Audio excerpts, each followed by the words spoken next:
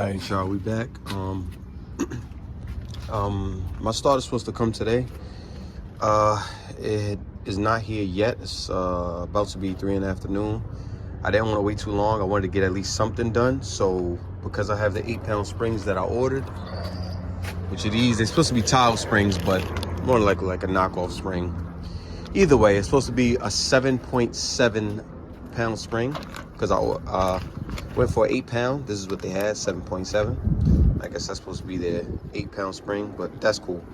I'm okay with that, actually. I'll be happier if they're even 7-pound springs because I want to run a really light spring in these turbos. So I want to go for as little boost as possible on Wastegate, and then obviously the boost controller setup I have should function to make more boost as I request.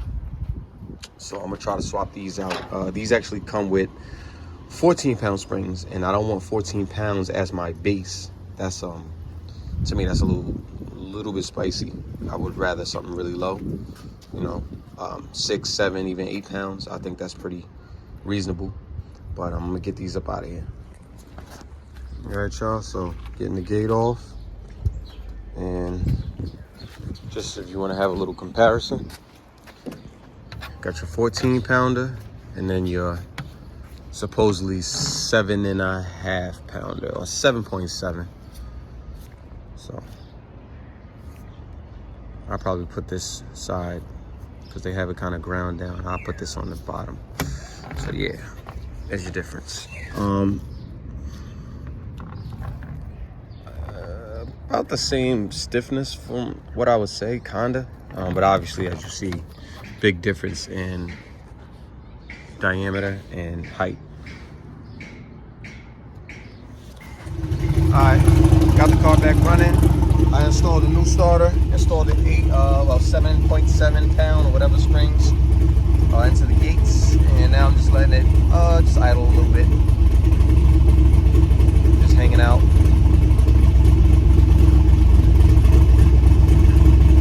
Battery voltage is a tiny bit weird. I don't know. I did add another ground from the starter to the frame. So, I don't know. Maybe I'm getting better charge. I don't know.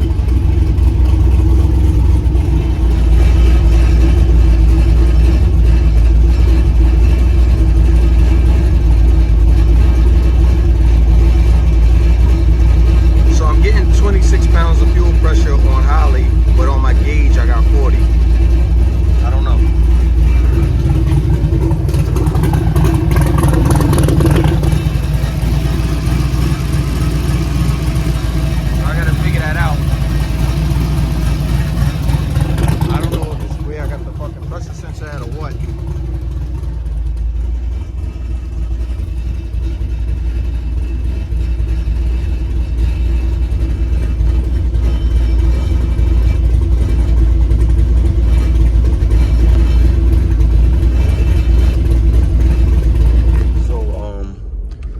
Basically, from what you've seen, I got the 7.5 pound-ish springs installed. I bolted up the new starter. Rock Auto took longer than they were supposed to with the starter, so what I ended up doing was actually just purchasing a starter from a local auto parts store around my way. The starter's gonna come in from Rock Auto. I'm gonna just end up stashing it, putting it in the stash, just holding on to it. It was only 70 bucks, so why not have an extra one? Started the car back up. Sounds great, no issues. I'm still having issues with the initial startups, the cold start when I'm going to start the car up. And I have to give it a little bit of throttle, but I mean that's just all due to the fine tuning of the idle tuning and all that stuff. You know how that goes. I'm not the tuner, so I don't necessarily have the knowledge to mess with it that much. I just know how to get it running with giving it a little bit of throttle, so I can't wait until I get to the tuner so they can just rectify all of that. Everything looked good. Oil pressure looked good. It's charging great thanks to that added ground that I added from the starter. So it's charging great.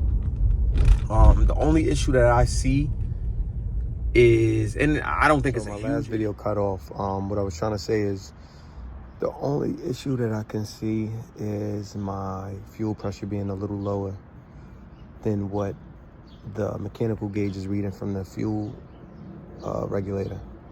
So Holly is reading that, like, I forgot what the display said. I don't know, 28, 29 pounds, something like that.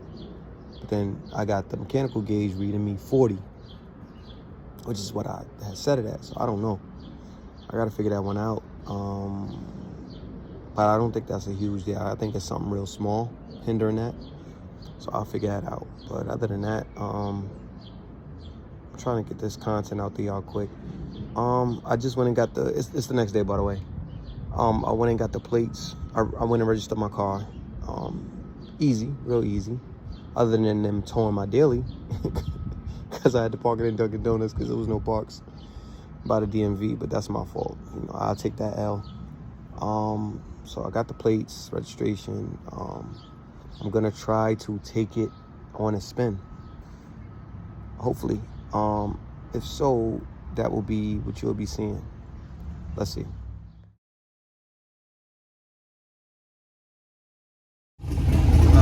Just started it back up after my small little upgrade, and still got the red indicator on. I think that's 7, which I believe is cam sensor, but I bought a brand new one, so I'll change it tomorrow and see if that changes.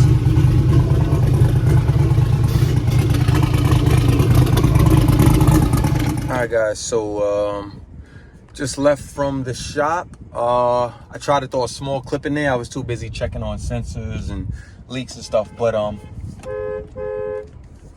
I actually started it up, let it warm up a tad bit. I really wanted to check the transmission. I was really focused on that. So I threw it in gear because I did add a little more fluid. Threw it in gear. Took gear immediately. Rolled forward. Put my foot on the brake. Threw it in reverse. Went back. Took gear again. No problem. So that's good. That was what I was most worried about with the car, because I bought the transmission off somebody off Marketplace. And, you know, obviously when you're just buying a trans and you haven't had proof whether the thing's running or not, it's like, you're nervous. You're like, damn, I hope this thing ain't shot.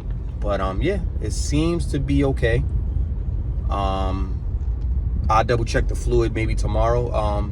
As you've seen, I do still have that red indicator light on number 7 on Holly, which is normally related to the cam sensor. It may be because it's an aftermarket sensor, because I do remember when I was putting that motor together, before I dropped it into the bay, I had like it might be a Spectre sensor or something like that. Some Delphi, maybe it's Delphi, I don't know, I doubt it. But it was some type of aftermarket sensor that I threw on there because it was cheap from Rock Auto. And it has that going on. So I'm just like, all right. Not too long ago, I actually when I ordered the starter, I actually ordered the AC Delco cam sensor. So I'm glad I did that because it came in yesterday. So since I got a little bit of progress today, tomorrow when I come back, I'm gonna drop that new sensor on. I'm gonna change the oil one more time, just because I know the car's been dumping a little fluid, a good bit of fuel, and I know it's probably mixed with the oil a little bit. I'm gonna change the oil anyway after I do. So I'm gonna just take it around the block just for a little spin, just to see if I have decent shifts, you know, because when I go to tune, I want everything to at least 80% be on point so that his job is easier. But that's what I wanted to let y'all guys know. So that's what's going on. Definitely getting somewhere. Definitely I'm getting, progress is definitely being made. I'm happy about that, and I'm not gonna let nothing get me down, and I'm gonna keep going. Oh, I did register the car today. I don't know if I mentioned that earlier, but it's registered, so that's good. And yeah, I'm gonna go